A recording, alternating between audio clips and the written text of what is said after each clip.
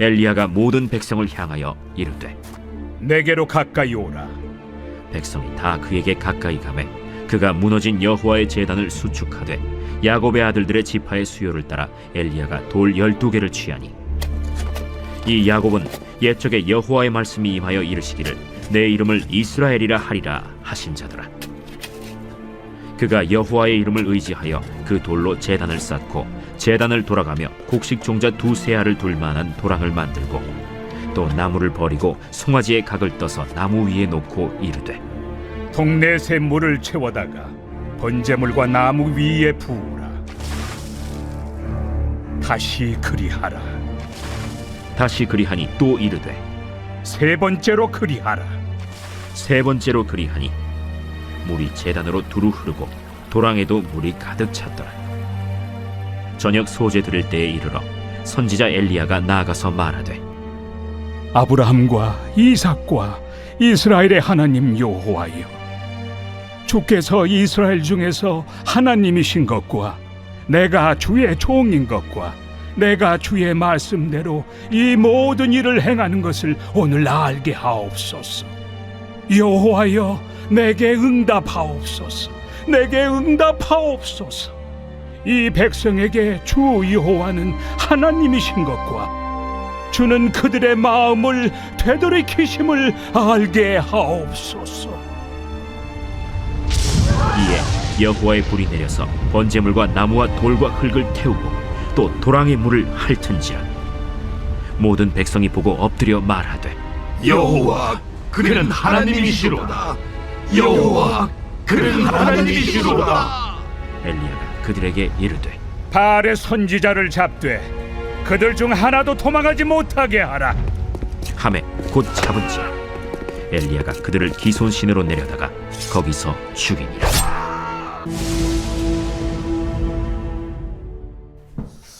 할렐루야. 반갑습니다. 오늘 또 한올에 예비되신 하나님의 큰 축복이 여러분들 심령에 충만하시기를 주님의 이름으로 축원합니다. 하나님 감사합니다. 8월을 마무리하는 8월 끝날 5번째 주일로 주님 앞에 영광 돌리기 위하여 주의 전에 나온 주의 성도들에게 한없는 은혜와 은총으로 충만케 하옵소서. 어떠한 모양으로 나왔을지라도 이 시간에 주님의 은혜를 덧입혀 주셔서 변화의 역사가 일어날 수 있도록 은총 베풀어 주실 줄로 믿사옵고 예수님의 거룩하신 이름으로 감사하며 기도드리옵나이다. 아멘.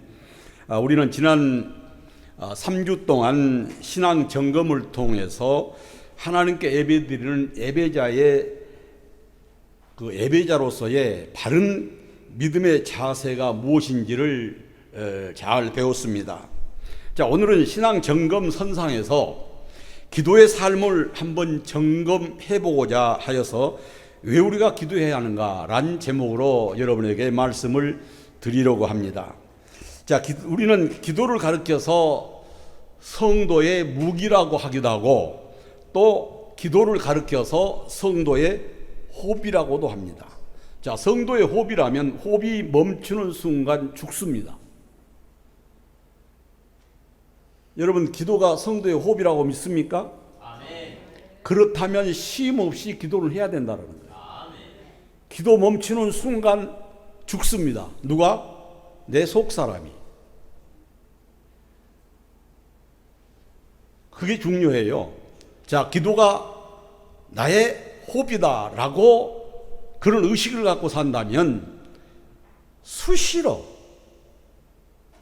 어디서든지 기도해야 된다 그런 말이죠. 자, 그러므로 성도들이라면 항상 열심히 기도해야 돼요. 열심히. 자, 하되 열심히 해야 됩니다. 자, 성도가 기도하는 것은 너무도 당연한 의무 아니겠어요? 자, 성도의 의무가 뭡니까? 성도의 의무는 자, 11조 생활, 이거 당연한 의무예요. 예배 생활, 헌금 생활, 기도 생활, 봉사 생활, 당연한 거죠. 그런데 이 당연한 것을 못하고 사는 거예요, 우리죠. 당연하다 생각하면서도 그 의무를 못하고 사는 것이 우리입니다. 그러니 항상 우리의 입술에는 회개를 달고 살아야 돼요.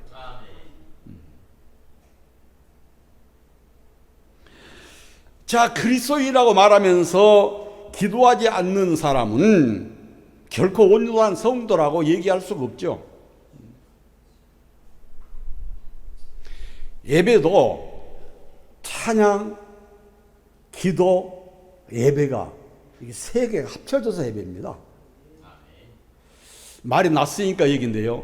어떤 분들은 찬양 드리는 시간은 예배로 생각을 안 해요. 설교가 시작되면 예배인 줄 알아요. 아니에요. 찬양 시작되는 순간부터 예배가 시작된 거예요.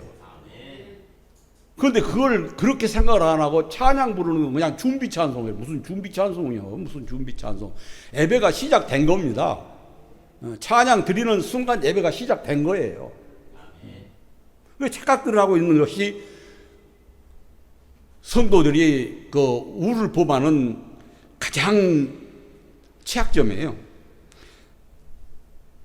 자, 초대교회가 극심한 박해 속에서도 백성들로 하여금 칭찬받았던 것이 뭐 때문입니까?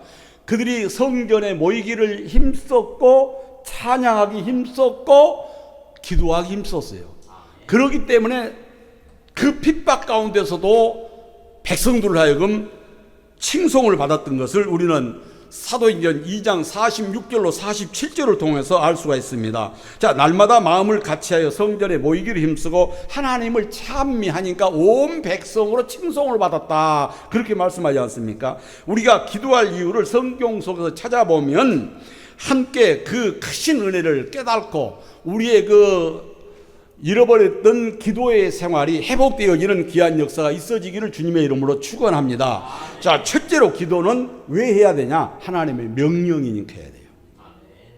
하나님의 명령은 해도 되고 안 해도 되는 거 아니에요. 하나님의 명령은 죽든 살든 해야 되는 것이 하나님의 명령을 받들어 이행하는 거예요.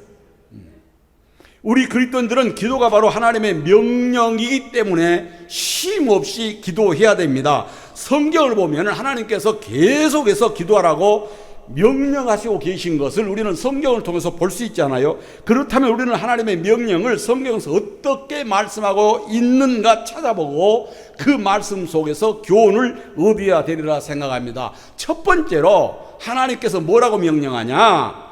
항상 기도하되 낙심하지 말고 기도해라 그래요. 자, 누가복음 18장 1절입니다. 예수님은 항상 기도하고 낙심치 말라고 가르치지 않습니까? 기도는 어디서나 어느 때나 드려야 하는 것이 성도된 우리의 의무입니다. 하나님의 명령이므로 해도 되고 안 해도 되는 거 아니에요. 해야 돼요. 시간이 있든 없든 해야 돼요. 장소가 어디든 해야 돼요. 기도는 어디든지 할 수 있어요. 시간이 넉넉해서 교회 나와서 할 수 있다면 더 좋겠지만은 어디든지 시간과 때와 장소를 가리지 않고 할 수 있는 것이 기도입니다. 돈도 안 들어가요. 자, 기도는 우리의 의무이기 때문에 해야 됩니다. 항상 기도하고 낙심치 마라 그랬는데 기도하게 되면 낙심되지 않아요.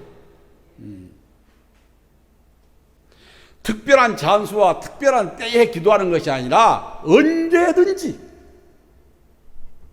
자, 문제가 있을 때는 열심히 기도하고 문제가 해결되면은 축 퍼져서 기도하고 분리된 삶을 사는 게 우리의 삶이에요. 배부르고 등 따신 사람 엎드려서 기도한 거 봤어요? 안 해요. 기도 안 해도 먹고 사는 것이 풍족하고 넘치는데 굳이 주시 없어서 할 필요가 없어. 그래 안 하죠.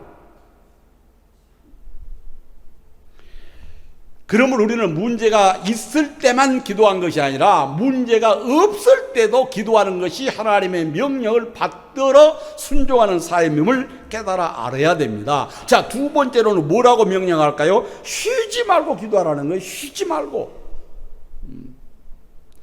데살로니가전서 5장 17절에 분명히 말씀하잖아요. 쉬지 말고 기도하라고 가르치고 있지 않습니까? 자, 어느 곳에 있든지 계속해서 쉬지 말고 기도해라. 자, 심지어 무식 속에서도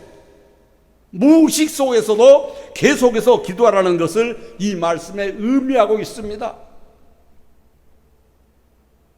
제가 한창 기도 생활 막 열심히 할 때는요, 꿈꾸면은 맨 마귀하고 싸우는 꿈만 꿔요.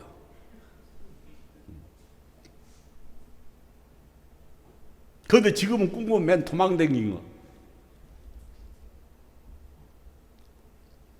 자, 무의식 속에서도 기도할 수 있어야 된다, 그런 말씀입니다. 그래, 앉아 있을 때나 길을 걸을 때나 밥을 먹을 때나 뭘 하든지 마음속으로 기도해야 된다, 그런 말씀이죠. 마음속으로라도 계속 기도해야 된다. 자, 사람의 의식과 무의식은 여러분도 아시겠습니다만은 바다에 떠 있는 빙산과도 같습니다. 사람의 의식과 무의식은 바다에 떠 있는 빙산과도 같아요. 자, 바다에 떠 있는 빙산은 실상 떠 있는 부분보다도 바다에 가라앉아 있는 부분이 더 큰 비중을 차지해요. 바다에 떠 있는 부분은 조그맣게 보이지만 가라앉아 있는 그 부분은 더 크다는 얘기입니다. 자, 그만큼 기도는 우리의 내면 깊숙이 많은 부분을 영적으로 다스리고 잠재되어 있어야 된다, 그런 얘기예요. 너희 속에 무엇이 들었든지 듣는 대로 나온다고 했잖아요. 자, 우리의 심령 속에 바닷속에 가라앉은 얼음처럼 영성이 가득 채워 있다면은 푹 찔러도 영의 소리만 나와요. 영의 소리만. 그전에 신학교 때 어느 교수님이 그러대요. 겉으로 보기에는 참 변화된 것 같고 그런데 옆구리라고 푹 질러보니까 벽가마에 푹 찔르면 벼알이 나달이 튀어나오듯이 쌍소리가 튀어나오더라는 얘기예요. 외형적으로 보기에는 변화된 것 같는데 푹 찔러보니까 안에 것이 나오더라는 거예요. 그래서 성경은 너희 속에 무엇이 들었든지 듣는 대로 나온다고 그랬어요. 그러므로 잠재의식 속에서도 기도하라는 거예요. 잠재의식 속에서도. 자, 하나님은 우리의 기도를 졸지도 아니하시고 주무시지도 아니하시며 보시고 들으시고 응답하시는 분이 우리 하나님이십니다. 그러므로 무식 중에서도 늘 기도하는 것이 쉬지 않고 기도하는 삶입니다. 자, 세 번째는 뭐라고 하나님이 명령할까요? 모든 것을 간구하라는 거예요. 모든 것을 간구해라. 자, 빌립보서 4장 6절입니다. 자, 모든 일에 기도와 간구로 너희 구할 것을 감사하는 하나님께 아뢰라. 너희 필요한 것을 하나님께 감사하면서 아뢰라는 거예요. 자, 모든 일을 이루기 위해서 간구하라는 겁니다. 모든 것을 이루기 위해서. 자, 우리 생각에는 하려는 일이 잘 진행될 때는 기도를 안 합니다. 그런데 일이 잘 진행되지 않은 것 같으면 그때서야 무릎 꿇는 경우가 있는데 잘 안 될 때도 잘 될 때도 기도하라는 거예요. 뭘 하든 기도가 먼저라는 거죠. 기도가 시작이 돼야 된다. 다 저질러 놓고 일이 망쳐져 갈 때 기도해봐야 소용이 없다라는 거예요. 일 시작하기 전에 기도부터 하고 하라는 거예요. 이거의 순서예요. 하나님께서 명령하신 명령입니다. 자, 불가능한 일에만 기도할 것이 아니라 가능한 일에도 기도하라는 거예요. 자, 기도하지 않아도 될 것 같다고 생각되는 문제 앞에서도 기도하라는 겁니다. 이게 왜? 하나님의 뜻이기 때문에, 하나님의 명령이기 때문에 해야 된다는 거죠. 자, 우리는 모든 일에 염려하지 말고 오직 감사함으로 하나님께 간구하라는 겁니다. 이것이 하나님의 명령이에요. 자, 네 번째로는 뭐라고 우리에게 명령할까요? 모든 사람을 위해서 기도하라는 거예요. 너 자신만 위해서, 너 가정만 위해서, 너희 식구만 위해서 기도하지 말고 모든 사람을 위해서 기도해라. 자, 디모데전서 2장 1절로 2절에 보면, 자, 모든 사람을 위하여 간구와 기도와 도고로 감사를 해라. 자, 모든 사람을 위해서 기도하라는 겁니다. 자기의 욕구만을 위해서 기도하는 것은 자기 중심적인 기도입니다. 믿는 사람이라면 누구든지 자신만을 위해서 기도해서는 안 된다는 거예요. 이 얘기는 무슨 얘기냐? 기도의 폭을 넓혀라, 그런 얘기 아닙니까? 나만 위해서, 나의 가족만 위해서, 나의 주변 가까운 사람만 위해서 기도할 게 아니라 기도할 때 모든 사람, 모든 사람, 믿는 사람이든 믿지 않는 사람이든 모든 사람을 위해서 기도하라는 것이 하나님의 명령입니다. 그러므로 우리는 이웃의 형제 자매들 모르는 사람이다 할지라도 그런 분들을 위해서 중보의 기도를 하라는 거예요. 이것이 하나님의 명령입니다. 다른 이들을 위해서 사랑하는 마음을 가지고 기도하는 것이 진정한 의미 있는 귀한 기도이기 때문에 하나님은 이렇게 명령하신 것입니다. 자기만을 위한 기도는 간구 기도지만 모든 사람을 위해서 기도하는 기도는 중보의 기도입니다. 이 중보의 기도를 하라는 거예요.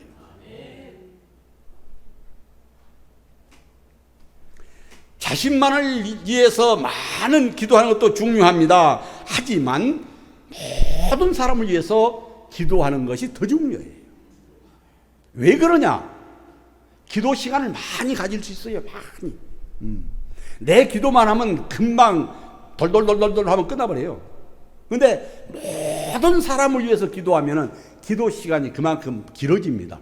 무슨 얘기입니까? 기도 폭이 넓어지고 기도 폭이 깊어진다라는 거예요. 자, 이렇게 기도하게 되면은 놀라운 일이 우리에게 일어나는데 무슨 일이 일어날까요? 자, 우리 자신들의 문제가 해결되고 나의 생활이 평안해지고 안정되어집니다. 자, 거짓말인가 참말인가 보세요. 디모데전서 2장 2절을 보세요. 자, 임금과 높은 지위에 있는 모든 사람을 위하여 하라. 이는 우리가 모든 경건과 단정함으로 고요하고 평안한 생활을 하려 함이라. 이렇게 모든 사람을 위해서 기도하면 내 문제가 해결될 뿐만 아니라 내 삶이 평안해지고 안정된다는 거예요. 꼭 내 기도 안 하고 내 기도만 안 해도 모든 사람을 위해서 기도하면 내 생활이 안정되고 평안해진다는 거예요. 이런 복이 어디 있습니까? 자, 오늘 우리가 살고 있는 현실을 직시해 볼 때 이 말씀은 무슨 얘기입니까? 이웃을 위한 기도, 나라와 민족을 위해서 드리는 중보의 기도를 지금 말씀하고 있지 않습니까? 중보의 기도를 많이 드리면 내 생활이 안정되고 평안해진다. 자, 다섯 번째는 뭐라고 우리에게 명령할까요? 자, 예수님 하나님께서는 시험에 들지 않게 깨어서 기도하라고 명령하고 있습니다. 자, 마태복음 26장 41절에 보면은 시험에 들지 않게 깨어 기도해라. 시험에 들지 않게 깨어서 기도해라. 자, 이것은 명령입니다. 기도할 때는 의지력도 필요해요. 의지력도. 처음에는 굉장히 의지력이 필요합니다. 자, 여러분 한두 시간씩 무릎 꿇고 있다는 게 보통 어려운 일 아니에요. 이 의지력이 있어야 돼요. 조금 있다가 조금 지나서 이렇게 생각하고 미루다 보면 기도할 시간 잃어버립니다. 기도할 시간 놓쳐버려요. 이때 바로 육신이 약해서 시험이 들 수밖에 없다라는 거죠. 사람의 하루하루에 사면은 많은 시험이 찾아오지 않습니까? 우리는 시험을 만날 때마다 이는 하나님께서 기도할 수 있는 기회로 주셨다 인식하시고 기도해야 돼요. 왜? 그 시험에서 해방되기 위해서, 그 시험을 극복하기 위해서. 우리는 시험을 만났을 때 이는 하나님께서 나에게 기도하라고 주신 기회라. 그런데 어디 그러던가요? 시험에 문제가 생기면 그 문제만 붙들고 늘어져요. 해결 안 됩니다. 그 문제를 주시는 분도 하나님이요, 그 문제를 해결할 분도 하나님입니다. 그러니 기도해야 된다니. 그러니 기도해야 돼요. 그러니 기도해야 돼요. 우리가 시험을 이기고 마귀를 물리치기 위해서는 항상 깨어 기도하는 일 외에 다른 것은 없습니다. 다른 것이 없어요. 이러한 교훈을 가르쳐주는 말씀이 성경에는 수없이 기록되어 있지 않습니까? 자, 마가복음 14장 38절 보세요. 시험에 들지 않게 깨어있어 기도해라. 깨어있어서 기도해라. 야, 영적으로 깨어있으라는 거예요. 현실적으로 현실만 보지 말라는 겁니다. 자, 깨어있는 사람이 현실 내면을 들여다볼 수 있어요. 깨어있지 않으면 현실만 봅니다. 그러나 깨어있는 사람은 그 현실 내면을 들여다봐요. 현실 내면을 들여다볼 수 있어야 문제 해결을 받습니다. 자, 누가복음 22장 40절에서도 말씀합니다. 유혹에 빠지지 않게 기도해라.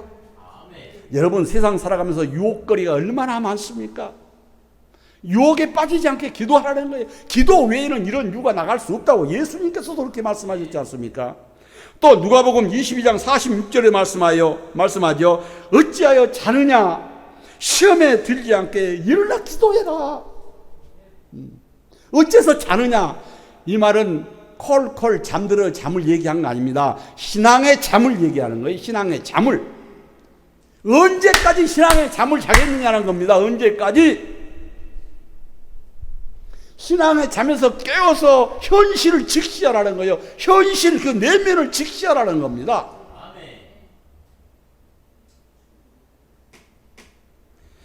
여러분, 기도는 시험을 이기는 방법입니다. 다른 방법 없어요. 기도밖에 없습니다. 한시라도 기도하지 않으면 우리는 이 세상의 온갖 유혹과 시험을 이기지 못하고 실족할 수밖에 없습니다. 기도하지 않으면 시험에 들 수밖에 없어요. 그러므로 기도하지 않으면 이것은 하나님 앞에 죄입니다. 왜? 명령을 어기는 죄. 명령을 듣지 않는 것을 불복종이라고 그러잖아요. 이 불복종은 곧 죄입니다.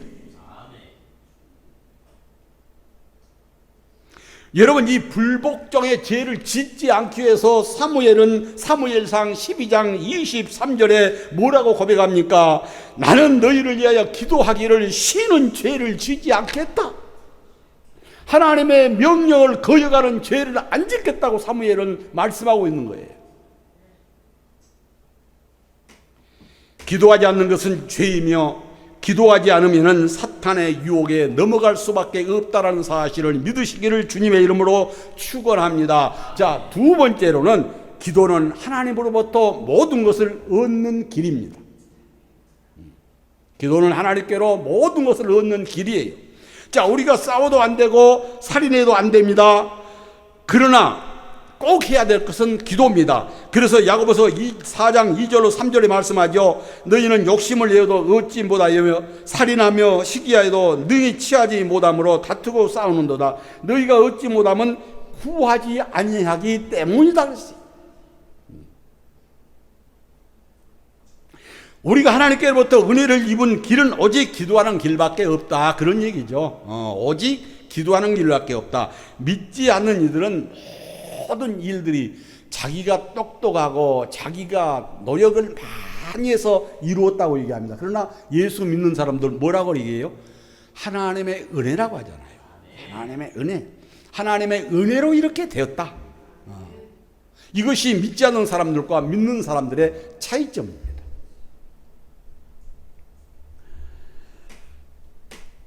물론 우리의 노력도 있어야 하겠지만은 궁극적으로 기도가 있어야 된다는 얘기예요. 궁극적으로는 기도가 있어야 된다. 그렇기 때문에 우리는 하나님께 기도해야 됩니다. 기도하기만 하면 하나님은 신비로운 일로 역사하시고 모든 일을 해결해 주시는 분임을 믿으시기를 주님의 이름으로 축원합니다. 자, 세 번째는 기도는 우리의 기쁨을 충만케 하는 충전이 됩니다. 충전소. 기도가 우리의 기쁨을 충만케 하는 충전소입니다. 자, 요한복음 16장 24절 보세요. 지금까지는 너희가 내 이름으로 아무것도 구하지 아니하였으나 구하라 그리하면 받으리니 너희 기쁨이 충만하리라. 여러분, 천만금을 얻어서 기쁨이 충만한 거 아니에요. 사업이 잘 돼서 기쁨이 충만한 거 아니에요. 자, 하나님께 기도하면 하나님께서 기쁨으로 충만케 채워주시겠다라는 겁니다. 기도는 우리의 행복을 충만케 해주는 복된 길입니다. 기도로 말미암아 우리의 기쁨을 충만케 해주시는 분이 하나님이십니다. 우리는 기도로서 신앙생활에 새로운 기쁨을 누릴 수가 있습니다. 비록 재산이 넉넉지 않다더라도, 큰 것을 이루지 못했다더라도 하나님께서 나에게 기쁨을 충만히 부어주시면 가진 건 없고 이루는 건 없어도 든든합니다. 왜? 내 심령의 기쁨이 충만하기 때문에. 천만금을 얻어도 그 기쁨은 오래가지 않아요. 잠시 잠깐입니다. 여러분, 로또 복권 맞은 사람들 몇백억씩 받았어도 그분들 잘 됐다는 소문 없어요. 거의 다 결말이 안 좋다고 얘기하느냐. 그런데 우리는 가진 게 없어도 하나님께서 기쁨을 충만하게 채워주시면은 어떤 부유한 사람보다도 기쁨으로 충만하게 만족한 삶을 누릴 수가 있습니다. 그러니 기도해야 된다는 거예요. 하나님은 항상 믿는 자녀들의 기쁨이 충만하기를 원하세요. 하나님은 짜증내고 원망하고 불평하고 낙심하고 좌절한 걸 원하신 게 아니라 기쁨이 충만한 걸 원해요.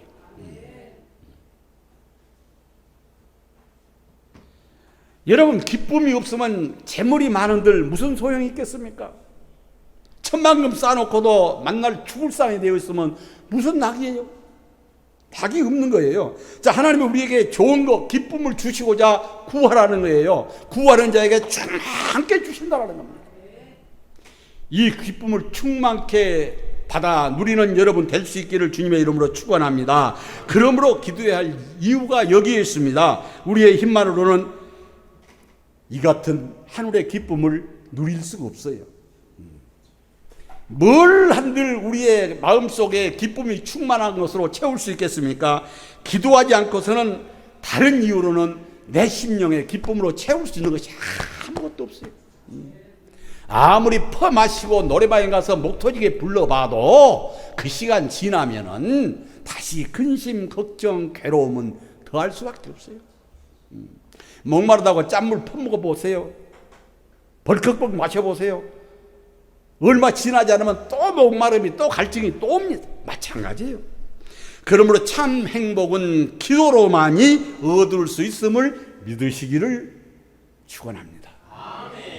자, 네 번째로 우리는 우리의 염려와 근심을 없애주는 도구가 기도입니다. 우리의 염려, 근심을 없애주는 것이 기도예요. 자, 빌립보서 4장 6절 보세요. 아무것도 염려하지 말고 다만 모든 일에 기도와 간구로 너희 구할 것을 감사함으로 하나님께 아뢰라. 그리하면 하나님이 주십니다. 하나님이 주세요. 염려는 실상 불신앙입니다. 불신앙이에요. 의심이 많으면 염려가 생길 수밖에 없어요. 하나님께 모든 것을 내어 맡기면 염려, 근심, 걱정이 사라집니다. 하나님 앞에 못 맡기기 때문에 염려가 되고 걱정이 되고 근심이 된 거예요. 내가 하려니까 염려되는 거예요. 내가 하려니까 근심되는 거예요. 하나님 앞에 맡겨버리세요. 그러면 근심할 거 없어요. 여러분, 애들이 왜 근심 안 하고 삽니까?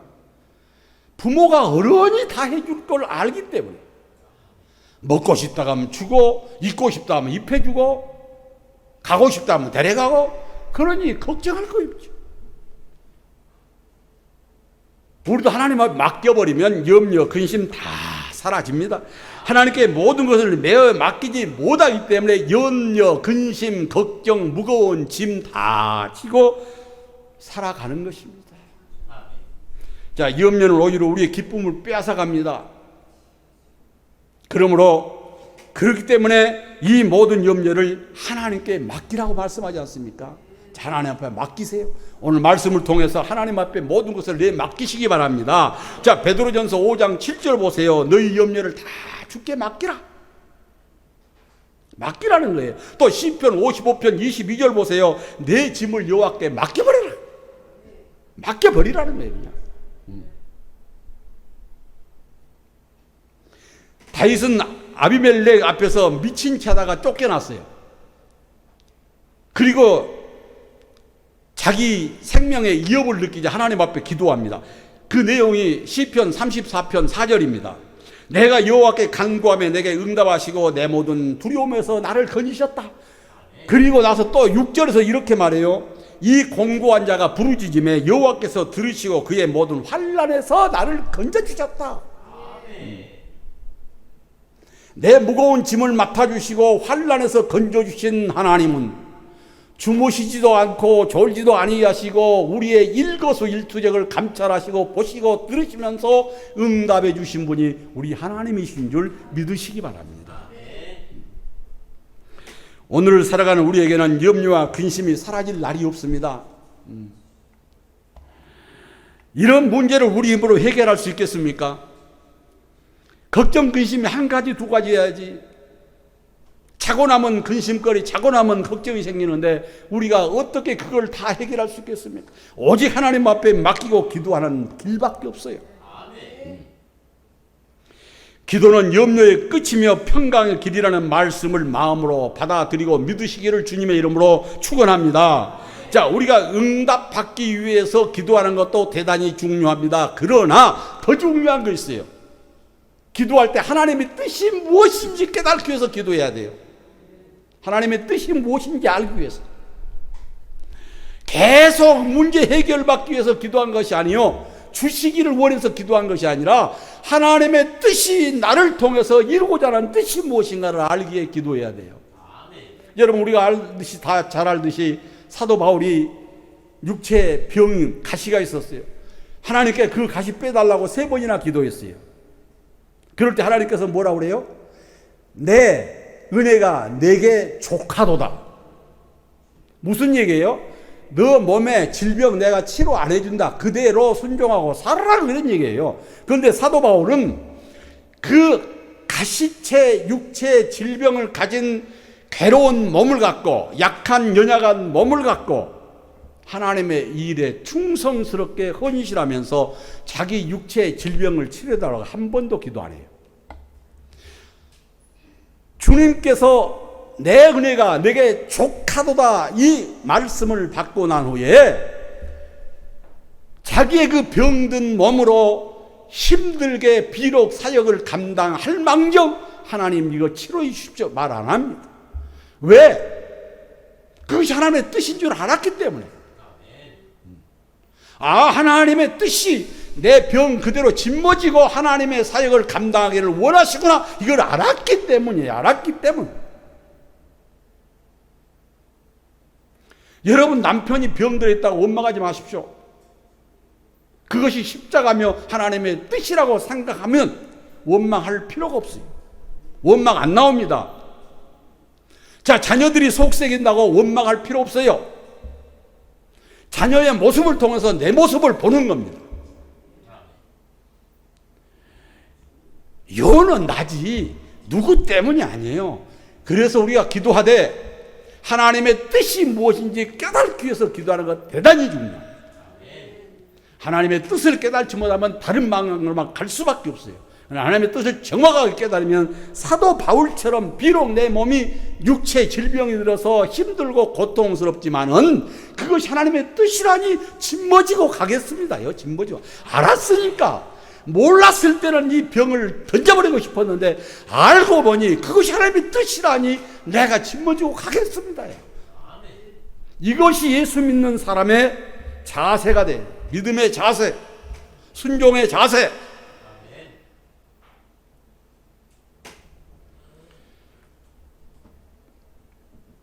자, 오늘 본문 말씀을 통해서 이제는 왜 기도해야 되는지 더 상세하대로 한번 살펴보도록 하겠습니다. 자, 엘리야가 살던 시기만큼이나 오늘 우리가 살고 있는 이 시대도 어려운 시대입니다.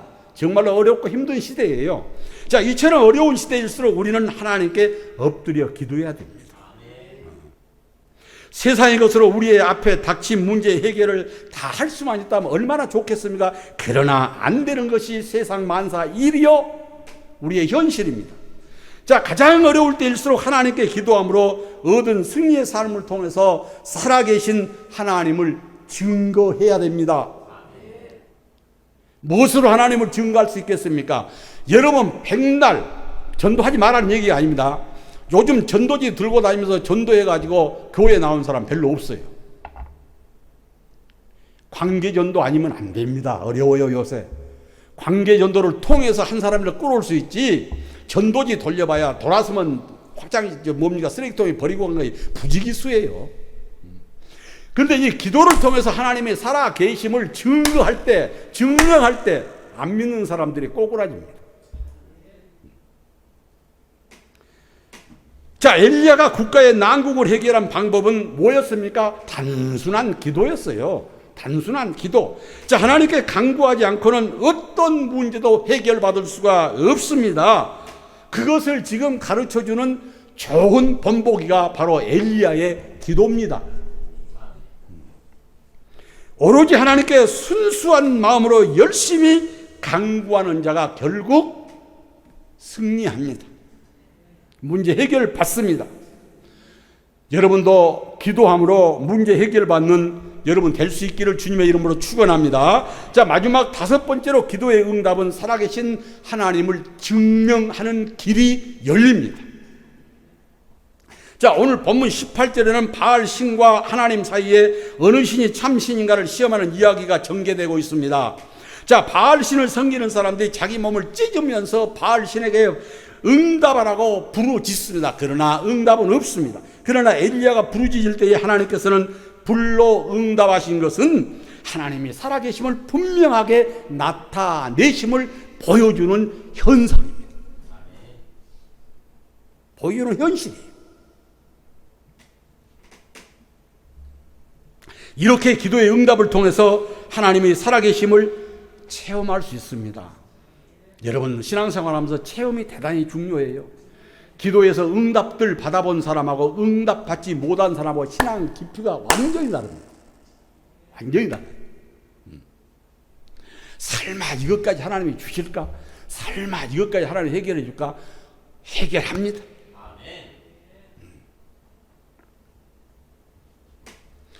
엘리야는 기도 응답받는 체험을 통해서 거짓 종교와 참 종교를 분명하게 갈라놓지 않습니까? 엘리야가 기도에서 응답을 받지 못했다면 참 종교와 거짓 종교 어떻게 구분했겠어요? 못했어요. 그런데 엘리야가 기도의 응답을 통해서 참 종교와 거짓 종교가 확실하게 분리되지 않습니까? 자, 그런 까닭에 본문 39절 보세요. 뭐라고 합니까? 모든 백성이 보고 말하되 여호와 그는 하나님이로소다. 여호와 그는 하나님이로소이다. 엘리야의 기도의 응답을 통해서 살아계신 하나님이 확실하게 증명됨으로 인해서 하나님이로소이다라고 고백하지 않습니까? 그것도 반복해서. 기도의 응답을 받아본 사람은 하나님의 존재를 인정할 수밖에 없습니다. 그러므로 하나님이 살아계시는 증거는 기도하는 자에게 보여주는 위대한 체험인 것을 믿으시기를 주님의 이름으로 축원합니다. 기도하지 않으면 아무런 체험도 가질 수 없고 하나님이 살아계신지 그렇지 않는지조차도 분간 못해요. 추상적으로만 하나님 살아계신다. 여러분, 그래서 욥이 뭐라고 고백합니까? 내가 여태까지 귀로만 들어 쌌더니 이제는 눈으로 주를 배웁나이다 그러잖아요. 응? 고난 다 겪고 났을 때 욥기 42장 5절에서 하는 고백이에요. 내가 여태까지 귀로만 들어 쌌더니 고난을 통해서 내가 눈으로 하나님을 봅니다. 바로 엘리야의 기도를 통해서 이렇게 하나님 살아 계심을 확실하게 증명해 주고 있지 않습니까? 엘리야가 기도하여 불이 떨어진 것은 체험한 것처럼 하나님은 오늘도 살아계셔서 여러분의 기도를 응답해 주시기를 원하신 분이 하나님심을 믿으시기를 주님의 이름으로 축원합니다. 우리 그리스도인들은 어떤 일이든지